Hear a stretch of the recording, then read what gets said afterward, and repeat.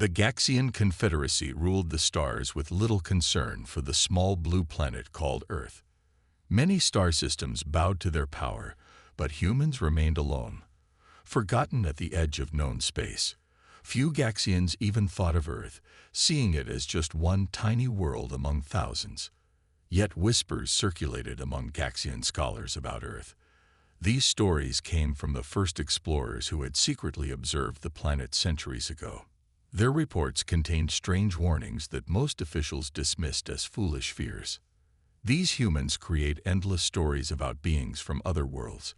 One ancient report read, "They imagine invasions, wars among the stars, and powerful weapons beyond their reach. They prepare for threats that do not exist." Commander Tahoe read these reports with growing interest. He sat in his private chamber aboard the flagship Eternal Dominion *, studying the old files with keen eyes. The soft blue light from his screen illuminated his sharp features as he scrolled through the information. "Commander, the Council has approved your request," said Officer Min-Su, entering the chamber with a small bow. "They grant you 12 ships for the Earth mission." Tahoe nodded without looking up. "Only 12. I asked for 20. The Council believes humans pose no significant threat. Their technology is primitive. They have barely left their own moon." Tahoe finally looked up, his expression thoughtful. "Did you read the reports from the observation teams? The recent ones?" Min-Su shook his head. "The humans have advanced quickly in the last 50 years. They've developed computer systems, communication networks, and are experimenting with new propulsion methods. They're moving faster than our analysts predicted." Min-Su frowned. "Still, they're confined to one system. What harm could they do against the Confederacy?" Tahoe stood and walked to the viewing window. The vastness of space stretched before him, stars shining like distant promises. "It's not their current abilities that concern me. It's their potential. Their imagination." "Their imagination?" Min-Su looked confused. "Yes, humans spend enormous energy creating stories about space travel, alien contact, and interstellar war. They call it science fiction, but our psychologists believe it shapes their thinking. They've been mentally preparing for our arrival for generations, though they don't know we exist." Tahoe pulled up images on the main screen. Human books, films, and games all showing aliens in space battles. They practice defense against beings like us in their minds constantly. Min-Su laughed softly. "Stories cannot stop our ships, Commander." "Perhaps not." Tahoe closed the files. "But a species that thinks constantly about how to survive contact with advanced civilizations may have developed unusual approaches we haven't considered." The mission planning continued over the next weeks. Tahoe selected his best captains for the 12 ships, though he remained frustrated by the Council's unwillingness to grant him a larger force. The Confederacy needed Earth's resources, rare metals, water, and biological specimens. Humans would become another useful servant species, like so many others before them. The night before departure, Tahoe received an unexpected visitor. Elder Jun, one of the oldest members of the Science Guild, requested a private meeting. The ancient Gaxian's skin had faded to pale blue with age, and he walked slowly with the help of a hovering support chair. "Commander, I must speak with you about Earth," Jun said after the formal greetings. "I've read all the reports, Elder," Tahoe assured him. "Not all," Jun said, his voice quiet but firm. "Some observations were kept from the official record. I was part of the second observation mission to Earth, 300 years ago." Tahoe's interest sharpened. "What did you see?" "We watched humans fight each other with primitive weapons, terrible, bloody wars. But what struck us was their adaptability. When one side developed a new weapon, the other would quickly create a defense, then a better weapon. Their conflict drove innovation at remarkable speeds."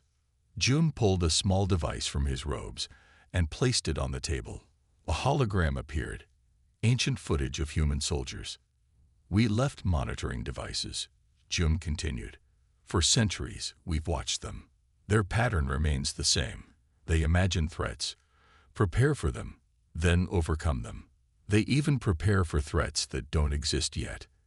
It's unusual. Tai-Ho studied the images carefully. The Council believes 12 ships are sufficient. The Council sees their primitive technology and thinks conquest will be simple. I see a species that has spent thousands of years fighting, adapting, and overcoming stronger opponents. June's eyes showed concern. They tell stories about beings from the stars coming to conquer them, Commander. And in these stories, humans always win. Stories aren't reality, Elder. But they reveal how humans think. They expect us, Commander. In some way, they've been expecting us for centuries. After June left, Tai-Ho remained awake, reviewing the mission plans. He added extra security protocols and defensive measures, despite knowing the Council would see it as excessive caution. The next morning, the 12 ships prepared for departure. The Gaxian High Council sent a final message to Tai-Ho. Remember, Commander, Earth must join the Confederacy willingly if possible. Show them our power, but offer favorable terms. If they resist, you have authority to use necessary force. Their resources are valuable, but we prefer not to damage the planet. As the ships entered fold space for the journey to the Sol system, Tai-Ho couldn't shake Elder June's warnings from his mind. He had conquered 15 worlds for the Confederacy. Each time, the native species had quickly recognized Gaxian superiority and surrendered. Humans would surely do the same. Yet as his ship accelerated into the void between stars, Tai-Ho found himself rereading those ancient reports. One passage in particular caught his attention.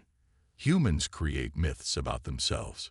Stories where their small size and limited strength become advantages rather than weaknesses. They imagine themselves as unexpected heroes in a universe of giants. Perhaps most disturbing is their persistent belief that they are somehow special among the stars. This delusion may make them dangerously unpredictable if confronted with their true place in the cosmic order. Tai-Ho closed the file and looked out at the streaking stars.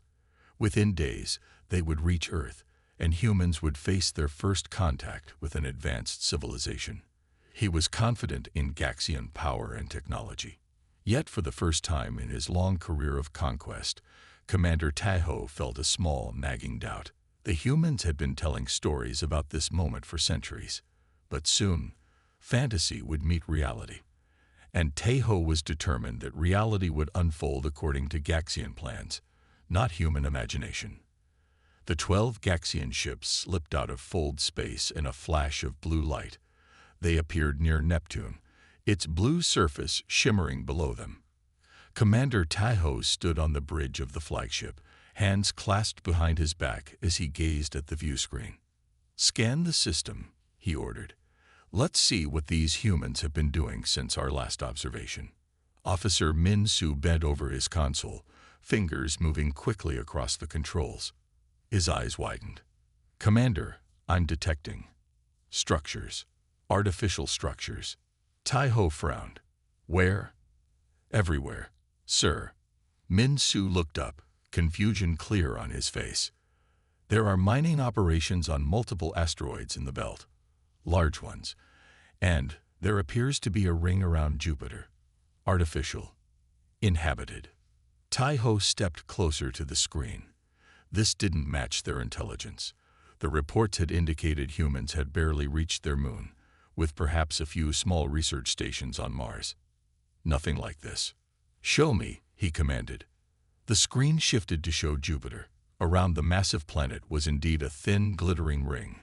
Not natural, but constructed. Stations and habitats linked together in a perfect circle around the gas giant. And Mars. The image changed again. The red planet's surface was dotted with domes and structures. Some areas showed green, plants growing on Mars. Transportation tubes connected larger settlement areas. "This is unexpected," Tai-Ho said carefully. He didn't want his crew to sense his concern. "When was our last detailed survey of this system?" 15 years ago, Commander," replied Min-Su. The observation probe reported early colonization efforts on Mars, but nothing beyond that. Taiho's mind raced. How had humans advanced so quickly? Such progress in just 15 years was almost impossible. Even for the Confederacy, building this much infrastructure would take decades. Maintain our position, he ordered. Continue scanning. I want to know everything before we approach Earth. Reports continued to come in from the other ships. The humans had mining operations on several moons of Saturn. They had research stations orbiting Uranus. Even distant Pluto had a small outpost. "Sir," said the communications officer, "we're detecting unusual energy signatures throughout the system. They appear to be monitoring stations." Taiho felt a chill.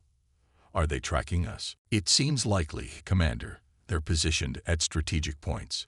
Our emergence from fold space would have been detected immediately." Despite these surprises, Taiho maintained his confidence. Human technology, while more advanced than expected, still couldn't match Gaxian military power. Their ships were superior, their weapons more powerful. "Set course for Earth," he ordered. "Standard approach. Let them see us coming." As the Gaxian fleet moved inward through the solar system, they passed more human structures. Each discovery added to the puzzle. How had Earth advanced so rapidly without the Confederacy noticing? "Commander," the communications officer called out, "we're receiving a transmission from Earth." Taiho straightened his uniform. This is their first contact with an advanced civilization. They must be frightened. "Put it on screen."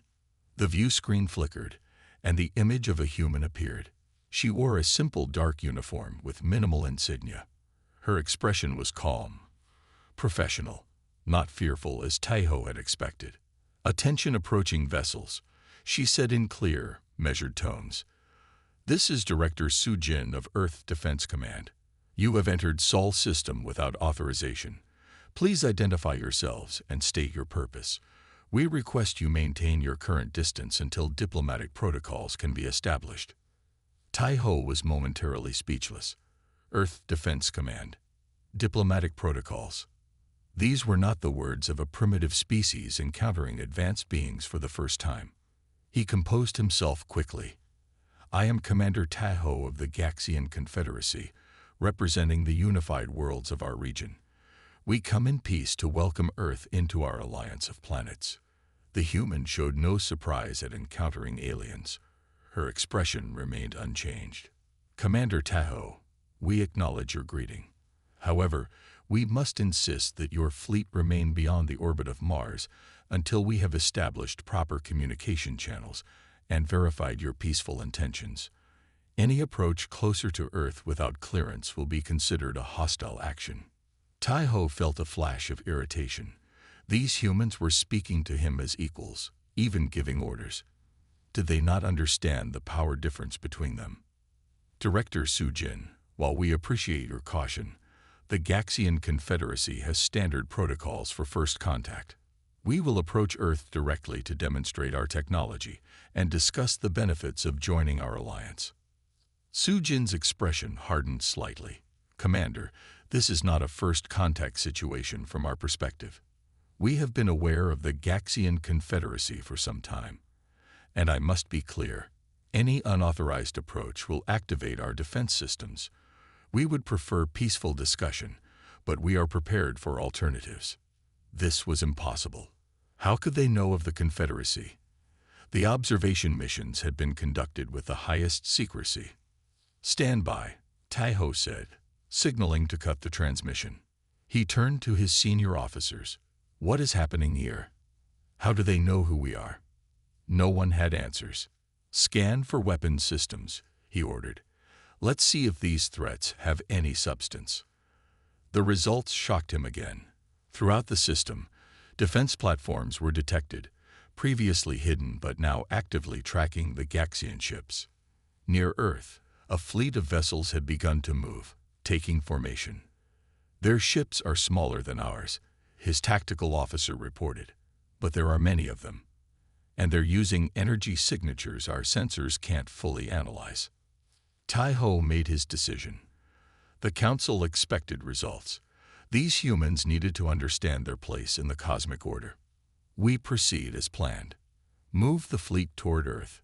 If they resist, we'll disable a few of their ships to demonstrate our superiority. They'll negotiate properly after that. As the Gaxian ships accelerated toward the inner system, crossing the boundary the humans had established, warning signals blared. "Multiple targeting systems have locked onto us," reported the tactical officer, his voice rising. "They're charging weapons." "Defensive shields only," Tai-Ho ordered. "Let them see their weapons have no effect." The first human attack came not as energy weapons or missiles, but as something entirely unexpected. Invisible until activated, smaller devices attached to the hulls of 3 Gaxian ships suddenly powered up. The affected ships lost control of their propulsion systems. "What's happening?" Tai-Ho demanded. "Unknown technology, sir. They somehow attached devices to our ships during fold space transition. It should be impossible." Tai-Ho stared at the view screen as more human ships appeared, not just from Earth, but from hidden positions throughout the system. They had been watching, waiting. Director Sujin's face appeared on screen again. "Commander Tai-Ho, this is your final warning. The devices attached to your vessels are merely demonstration models. We have disabled 3 of your ships without firing a shot. Please reconsider your approach."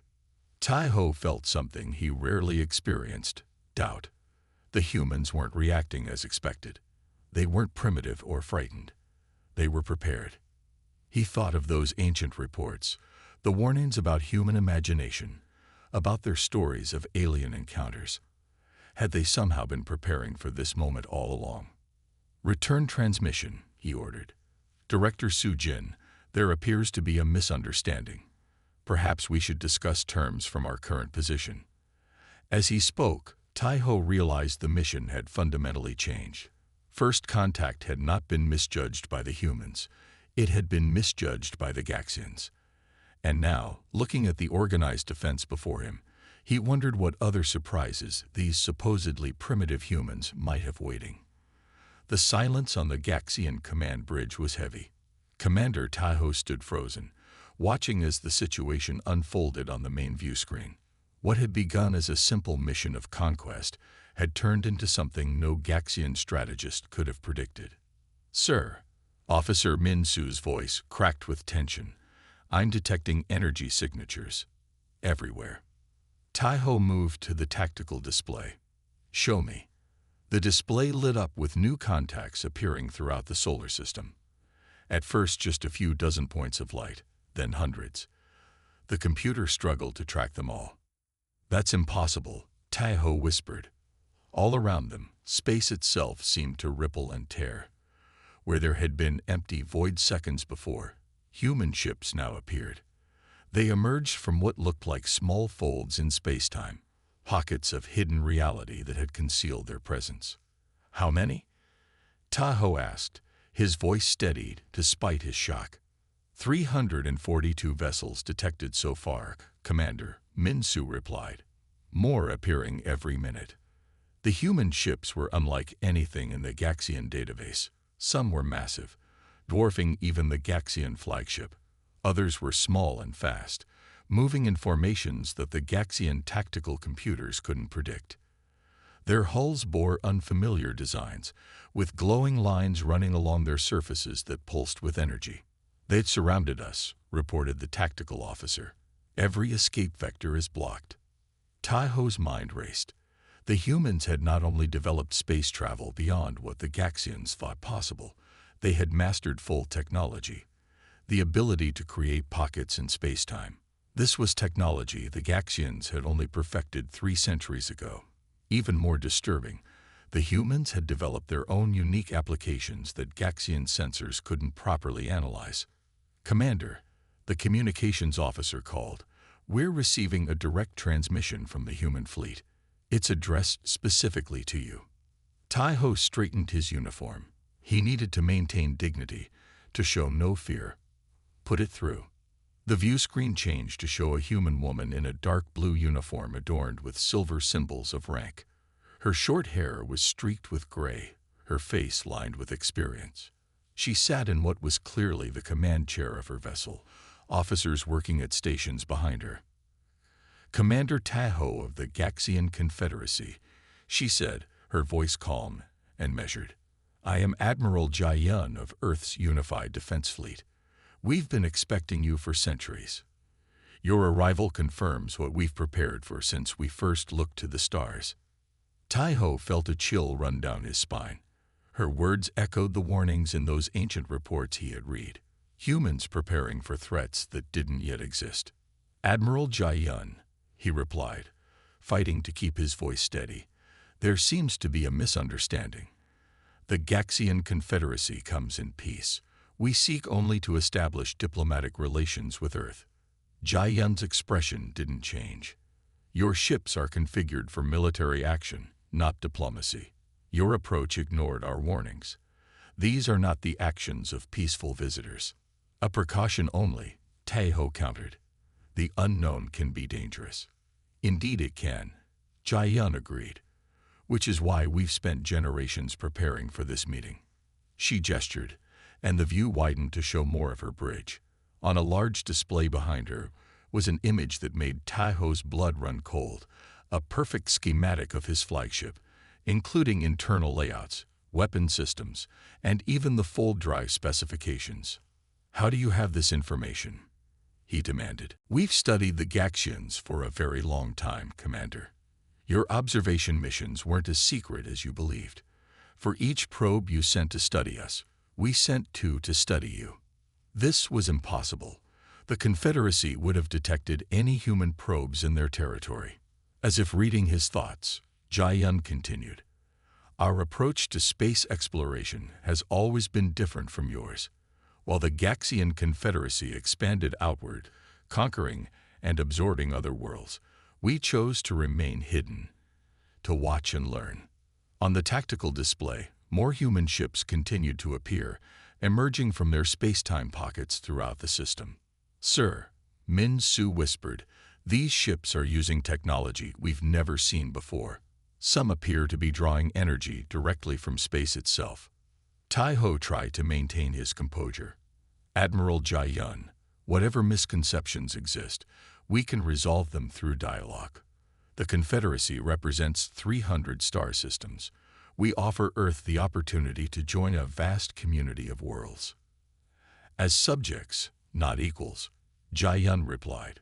"We've seen how the Confederacy operates. How many of those 300 worlds joined willingly? How many were conquered?" Before Tahoe could answer, one of his officers called out in alarm. "Commander, the human vessels are emitting some kind of energy field. It's interfering with our systems." Throughout the Gaxian fleet, ships began reporting system failures. Weapons went offline. Communications became garbled. Even life support systems showed warnings. "What are you doing?"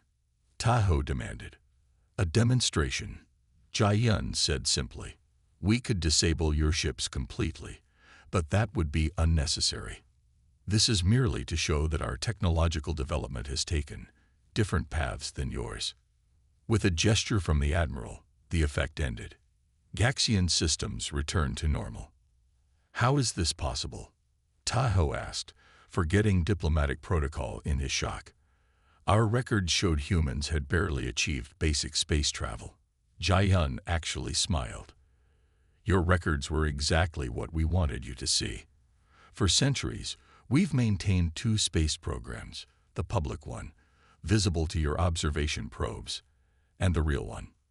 She pressed a control, and the view screen split to show images of massive shipyards hidden inside hollowed-out asteroids, research facilities concealed beneath the surfaces of moons, and vast fleets in hidden space docks. "While you watched us take our first small steps to the moon, we were already building these," Jai-Yun explained. "We knew someone would come eventually. Our stories had been warning us for generations." Tahoe remembered those reports again.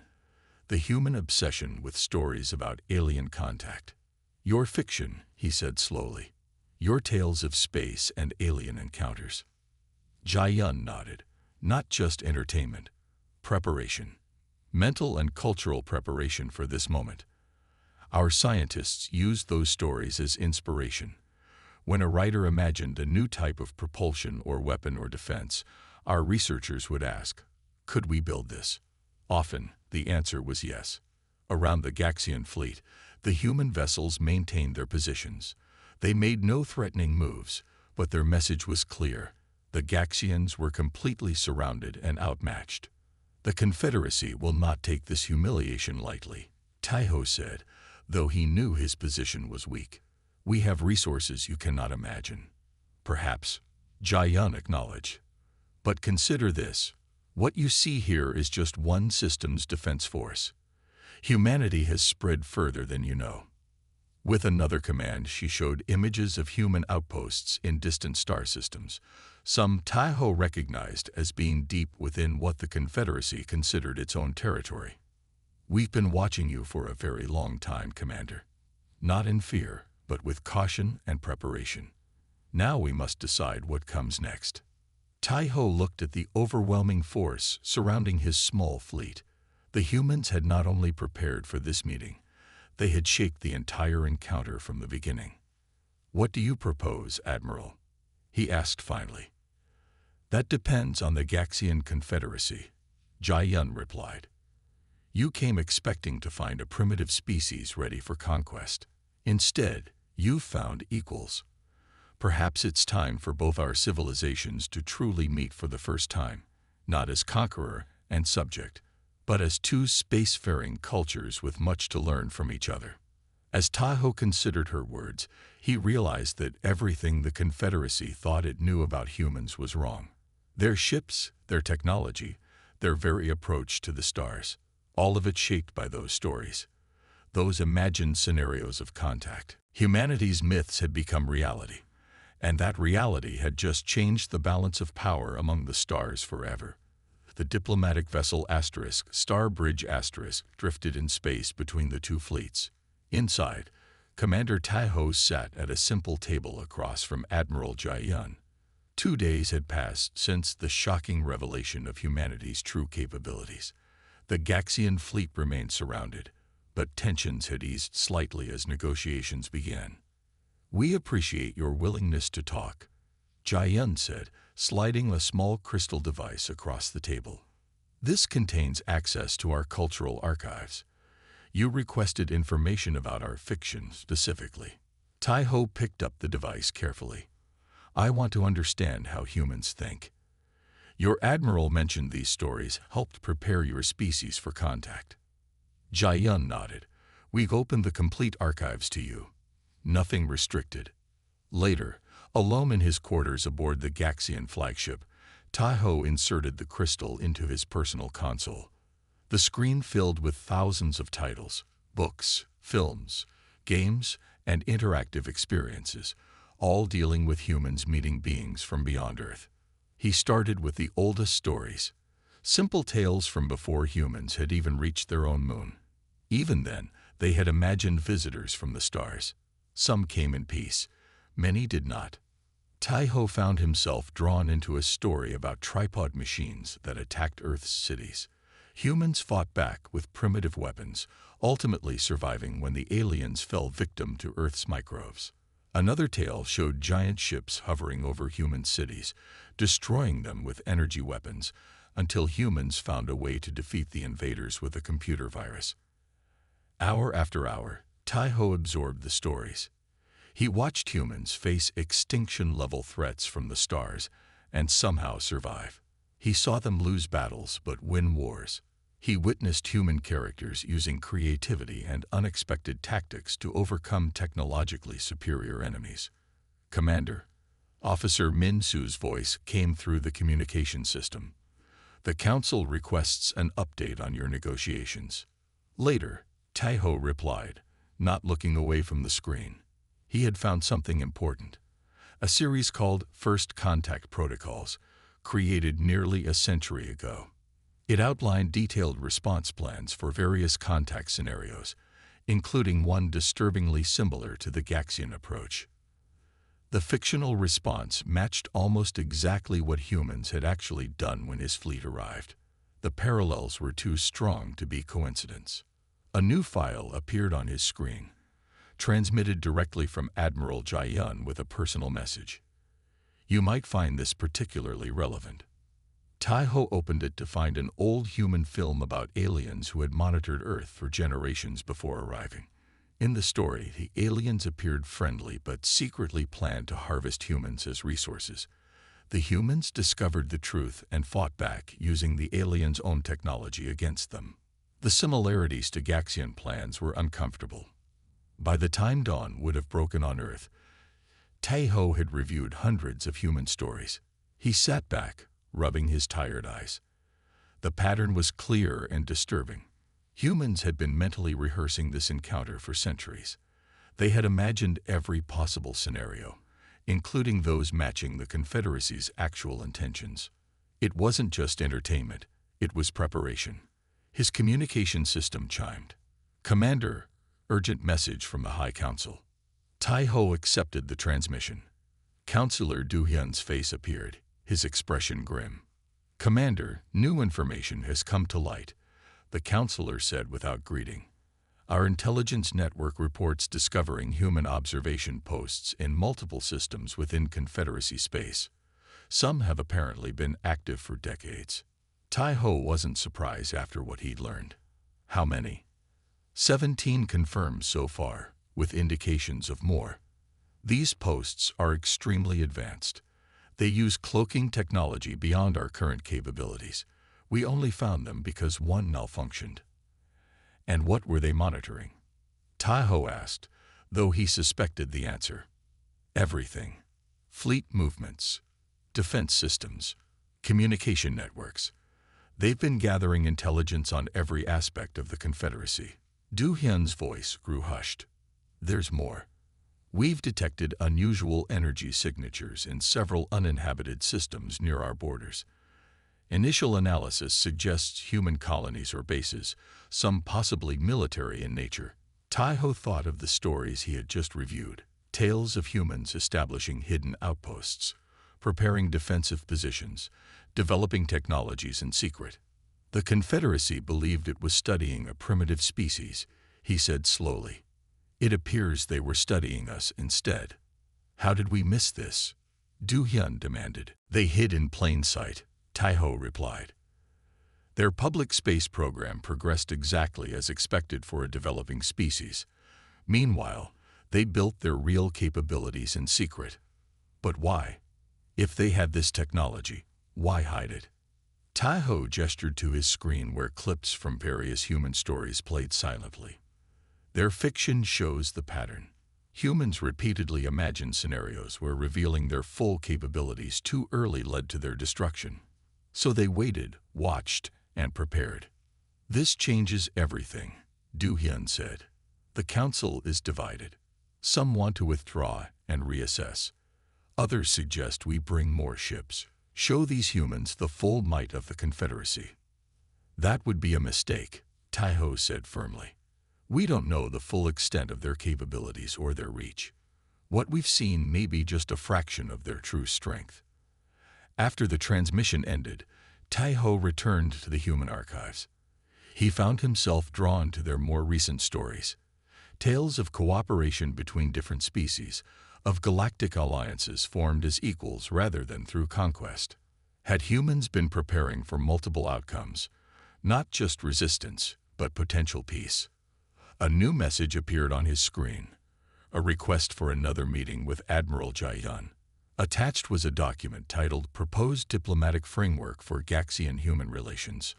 Tai-ho opened it to find not terms of surrender as he might have expected, but a carefully crafted proposal for cultural exchange, mutual defense, and trade between equals. It acknowledged both civilizations' strengths and offered paths to cooperation that preserved dignity on both sides. His door chimed. Officer Min-soo entered, looking troubled. Commander, we've completed our analysis of the human fleet. Their technology. It's unlike anything in our records. They appear to have developed along completely different lines than the Confederacy or any other species we've encountered. Different how? While we focused on direct energy applications and standard propulsion advances, they explored dimensional physics, quantum communication, and energy harvesting methods our scientists barely understand. It's as if they intentionally avoided developing technologies similar to ours. Tai-Ho nodded slowly. Because they knew about us. They developed technologies they thought we wouldn't be able to counter. As he prepared for the next meeting with Admiral Jai-Yun, Tai-Ho reflected on what he had learned. The humans had used their stories not just as entertainment, but as a way to imagine threats and prepare for them, to create technologies that existed first in their minds before becoming reality. For centuries, the Confederacy had expanded through its superior technology and military might. Now they faced a species that had anticipated their coming and prepared in ways they couldn't have imagined. Tai-Ho gathered his notes and headed to the shuttle bay. He would meet the Admiral with new understanding and respect. The humans had turned their myths into reality, and that reality would forever change the Gaxian Confederacy's place among the stars. The grand hall of the Gaxian High Council gleamed with polished stone and metal. Light from 3 suns filtered through crystal windows, casting rainbow patterns across the floor. 6 standard cycles, roughly 8 Earth months, had passed since the day Tai-Ho's fleet had encountered humanity's true power. Today was historic. For the first time, human representatives stood on the Gaxian homeworld. Tai-Ho watched as Admiral Jai-Yun and her team of 5 diplomats entered the hall. They walked with confidence, showing no sign of being impressed by the grand architecture designed to intimidate visitors. The council members sat in elevated seats arranged in a half-circle, looking down at the open floor where the humans now stood. The High Council recognizes Commander Tai-Ho and the representatives from Earth, announced Head Counselor Min-Ho, his voice echoing in the vast chamber. Tai-Ho stepped forward, standing beside Jai-Yun. The past months had changed him. Where once he saw conquest, he now saw possibility. Where he once saw primitives, he now saw equals, perhaps even superiors in some ways. Esteemed Council, Tai-Ho began, I present Admiral Jai-Yun of Earth's Unified Defense Fleet and her diplomatic team. They come in peace to formalize relations between our civilizations. The council members stirred. Many had opposed this meeting, arguing that allowing humans into the heart of the Confederacy showed weakness. Others saw the reality. Humanity had proven itself a power that could not be conquered. Jai-Yun stepped forward. She wore a simple blue uniform with silver insignia, looking small but unintimidated before the Gaxian leaders. Honorable Council, she said, her voice clear and strong. For millennia, our stories imagined this meeting. We prepared for conflict, but hoped for cooperation. Your approach suggested the former. We're offering another path. She gestured, and one of her team activated a holographic display. It showed images of Earth and Gaxian ships working together, trading goods and knowledge. We propose an alliance between equals, Jai-Yun continued, not based on dominance, but on mutual benefit. The galaxy is vast, with challenges and threats neither of us can face alone. Head Counselor Min-Ho leaned forward. Your species concealed its true capabilities from us for generations. You place spy posts within our territory. These are not the actions of a trustworthy ally. Jai-Yun nodded. We did what was necessary to protect ourselves. Your confederacy has a well-documented history of absorbing lesser species. We had to be certain of your intentions. And now, asked another counselor, your fleet still surrounds the system we once intended to claim. Your outposts still monitor our borders. As yours monitor ours, Jai-Yun replied calmly, trust must be built. We propose beginning with knowledge exchange. Both our civilizations have developed technologies the other lacks. Together, we could advance far more quickly than apart. Tai-Ho watched the council members exchange glances. He knew some still hoped to find a way to overcome human defenses, to turn this temporary setback into eventual victory. They didn't yet understand what he had learned. Council members, Tai-Ho said, in my time working with the humans, I've come to understand something crucial about them. Their greatest strength isn't their technology or their ships. It's their imagination. He activated his own display, showing examples of human science fiction spanning centuries. What we dismissed as primitive fantasy was actually their greatest weapon. They imagined threats before they existed. They created countermeasures for technologies they had never seen. They prepared for us before they knew we existed. One of the oldest council members, Elder June, nodded slowly. I warned of this in my reports centuries ago. Humans think differently than any species we've encountered. They do, Tahoe agreed. And now they offer to share that thinking with us. The debate continued for hours. Some council members remained suspicious, arguing that humans could never be trusted. Others saw the potential benefits of alliance with such a resourceful species. Finally, head counselor Minho called for a decision. We will accept the human proposal for cultural and technological exchange, he announced. A probationary alliance, to be reviewed after 1 standard year. Jai-yun bowed slightly. Thank you, counselor. This is the beginning of a new chapter for both our peoples. In the months that followed, the alliance took shape. Human and Gaxian scientists worked together, sharing discoveries and methods. Trade routes opened between Earth and Gaxian worlds. Cultural exchanges allowed citizens of both civilizations to learn about each other. Most surprising to Tahoe was the Gaxian fascination with human fiction. Stories that had once been dismissed as primitive fantasy became highly valued. Gaxian cultural centers hosted events where humans shared their tales of space exploration and alien contact. I don't understand, a young Gaxian scientist told Tahoe at one such event. How did they know? How did they imagine technologies that actually work, threats that actually exist, scenarios that actually happened? They didn't know, Tahoe explained. They imagined every possibility they could think of. Some were wrong, but some were right, and they prepared for all of them. 6 months into the alliance, Tahoe received a special invitation from Admiral Jai-yun. A new joint research facility was opening on Mars, dedicated to studying dimensional physics, the science behind the space-folding technology that had given humans their edge. When he arrived, Jai-yun herself met him at the landing pad. Commander, she greeted him warmly. I'm glad you could come. I wouldn't miss it, Tahoe replied. Though I'm surprised you're sharing this technology so openly. It's one of your greatest advantages. Jai-yun smiled as they walked toward the facility. The Council still doesn't fully understand, do they? This isn't about advantage anymore. It's about survival. Survival. The alliance is proceeding well. Trade is flourishing. Jai-yun stopped, looking out at the Martian landscape where Gaxian and human researchers worked side by side. Hearing our years of observation, we detected signals from beyond the edges of explored space, she said quietly. Something is out there, Commander. Something neither humans nor Gaxians have encountered before. Our predictive models suggest contact within 50 years. Tahoe felt a chill. You're certain? As certain as we can be. This is why we're sharing our technology, our methods of thinking. This is why the alliance matters. Alone, neither of our civilizations might survive what's coming. Together, we have a chance. Inside the facility, Tahoe watched humans teaching Gaxians their unique approach to science.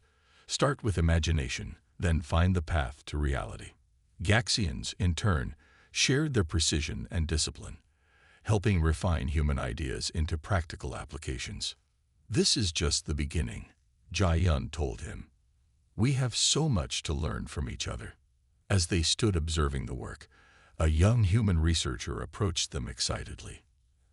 Admiral, Commander, she said, we've had a breakthrough. The combined fold space theory works. We can now create stable pockets twice the size of previous models. Jai-yun smiled. Excellent work. Please continue. After the researcher left, Tahoe shook his head in wonder. If someone had told me a year ago that humans and Gaxians would be working together like this, I would have thought them insane. That's the thing about the future, Commander, Jai-yun replied. It rarely follows the expected path. But if you imagine enough possibilities, You might prepare for the right one. Taiho finished. As they watched the mixed teams of humans and Gaktians work, Taiho reflected on how completely the galaxy had changed. The Confederacy, built on conquest, was learning cooperation. Humans, prepared for war, were building peace. All because humanity had turned its myths into reality, not just through technology, but through the power of imagination itself. The stories that had once been dismissed as fantasy had become the foundation for a new future among the stars.